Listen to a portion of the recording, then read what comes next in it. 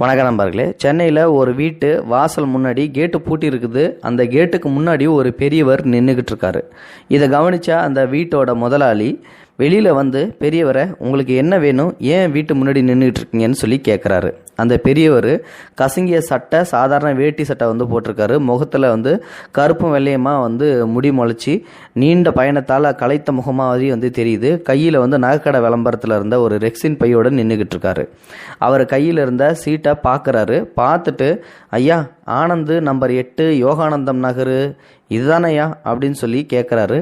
ஆமாம் இதுதான், நான் தான் ஆனந்து, உங்களுக்கு என்ன வேணும், நீங்கள் யார் அப்படின்னு சொல்லிட்டு அவர் கேட்குறாரு. அதுக்கு அவர் வறண்ட உதடுகளை நாவால் ஈரப்படுத்தி கொண்டார். நான் உங்கள் அப்பாவோட நண்பன், காரைக்காலிலேருந்து வரேன். உங்கள் அப்பா லெட்டர் கொடுத்து அனுப்பியிருக்காரு. பெரியவர் ரெக்ஸின் பை ஜிப்பை திறந்து ஒரு கடிதத்தை எடுத்து நீட்டினார். வீட்டு முதலாளி அதை வாங்கி பார்த்து, நான் தான் ஆனந்து.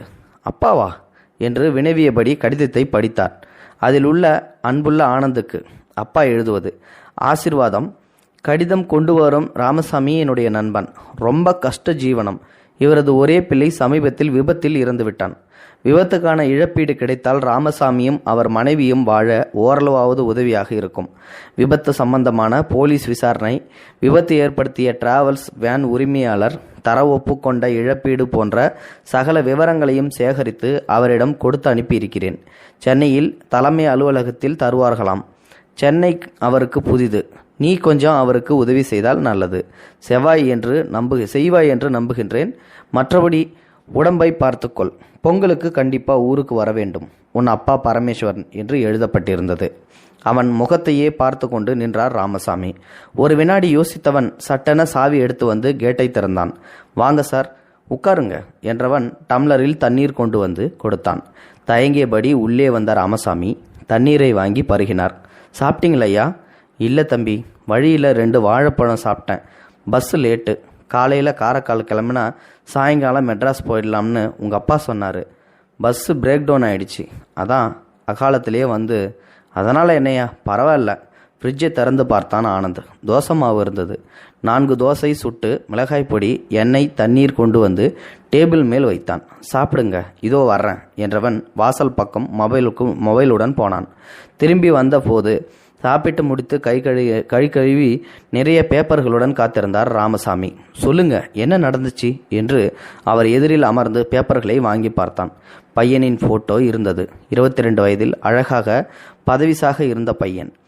ஆனந்துக்கு கண்கள் கழங்கின. முகத்தை துடைத்து கொண்டார் ராமசாமி. இவனுக்கு முன்னாலேயே பிறந்த 4-5 பேரும் சின்ன வயசுலேயே போய் சேர்ந்துட்டாங்க. இவன்தான் தங்கனான். மகேஷ்னு பேர்.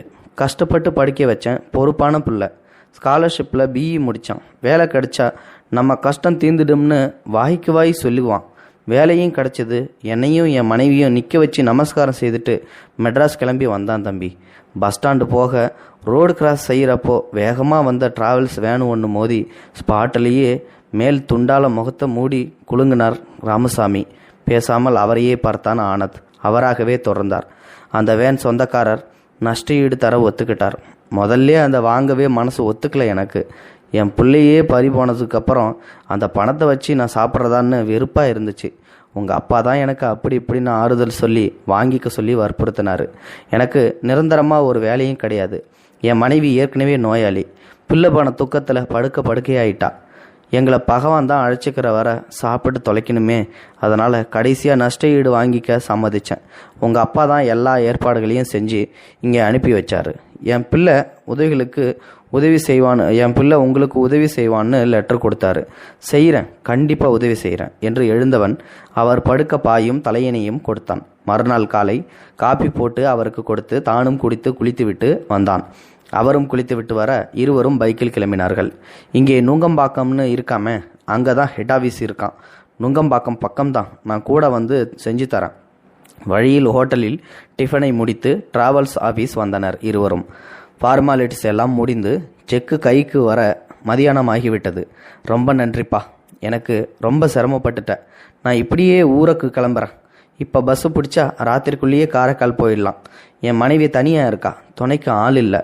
நானே பஸ் ஏற்றி விடுறேன் வாங்க என்றவன் ஹோட்டலுக்கு அழைத்து போய் அவர் தர மறுத்தும் கேளாமல் சாப்பிட வைத்து தானும் சாப்பிட்டான். கோயம்பேடு வரை பைக்கில் அழைத்துச் சென்று காரைக்கால் பஸ்ஸில் ஏற்றிவிட்டான். டிக்கெட் வாங்க என்று 500 ரூபாயை பிடிவாதமாக அவர் சட்டை பாக்கெட்டில் திணித்தான். ஒரு நிமிஷம் என்று போனவன் ஒரு பிளாஸ்டிக் பையுடன் வந்தான்.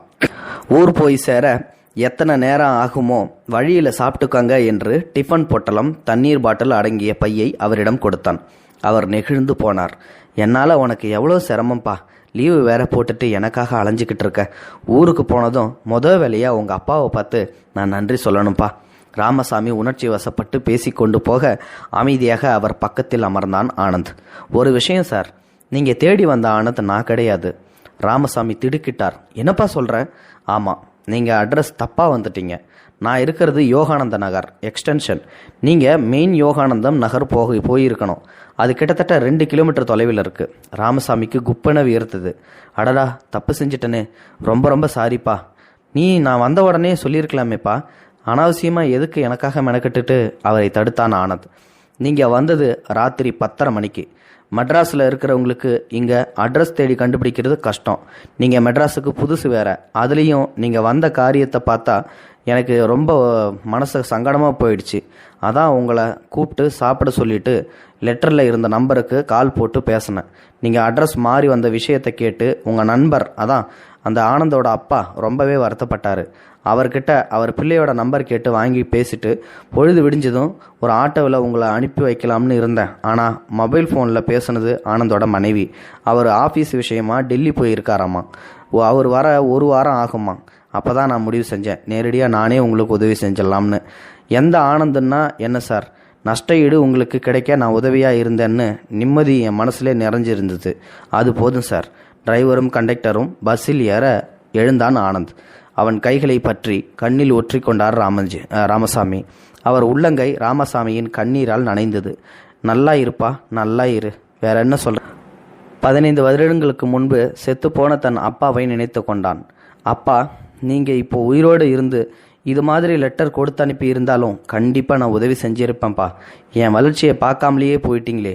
யாரோ ஒருத்தருக்கு பிள்ளையாக இருந்து அவர் நண்பருக்கு உதவி செய்திருக்கேன்ப்பா. உங்களுக்கு திருப்தி தானே? கனத்த மனத்துடன் பஸ்ஸை விட்டு இறங்கினான் ஆனந்த். கண்டிப்பாக இது ஒரு அருமையான பதிவு தான். இந்த பதிவை நான் ஏற்கனவே ஒரு தடவை போட்டிருக்கேன்.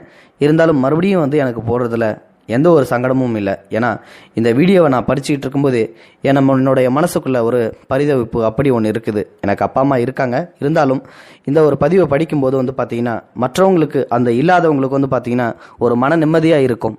அதே மாதிரி நிறைய பேர் பார்த்தீங்கன்னா இதை படித்து பார்த்துட்டு இந்த மாதிரி தெரியாத ஏழை குடும்பத்தை சேர்ந்த பெரியவங்க, வயதானவங்க யார் உங்களோட தேடி வந்தாலும் அவங்களுக்கு என்ன வேணும் அப்படின்றத கேட்டு அந்த உதவியை நீங்கள் நிறைவேற்றணும். அதில் தான் நம்மளோட வாழ்க்கையோட மகிழ்ச்சியே இருக்குது. இதை நிறைய பேர்த்துக்கு புரியறதே இல்லை. தயவு செஞ்சு பெரியவங்க யாராவது உங்ககிட்ட உதவின்னு சொல்லி கேட்டாங்கன்னா, தெரிஞ்சவங்களாக இருந்தாலும் சரி, தெரியாதவர்களாக இருந்தாலும் சரி, கண்டிப்பாக நீங்கள் உதவி செய்யணும். அதுக்காக தான் இந்த பதிவை பதிவிட்டிருக்கேன். இந்த வீடியோ பிடிச்சிருந்தால் லைக் பண்ணுங்கள், உங்கள் ஃப்ரெண்ட்ஸுகளுக்கு ஷேர் பண்ணி விடுங்க. கூடவே நம்ம சேனலையும் சப்ஸ்கிரைப் பண்ணி விட்டுருங்க. தேங்க்யூ ஃபார் வாட்சிங். இது போன்ற செய்திகளை உடனுக்குடன் நீங்கள் தெரிந்து கொள்ள மறக்காமல் எங்களுடைய சேனலை சப்ஸ்கிரைப் செய்யவும், கூடவே பக்கத்தில் வரும் பெல் ஐக்கானையும் கிளிக் செய்யவும்.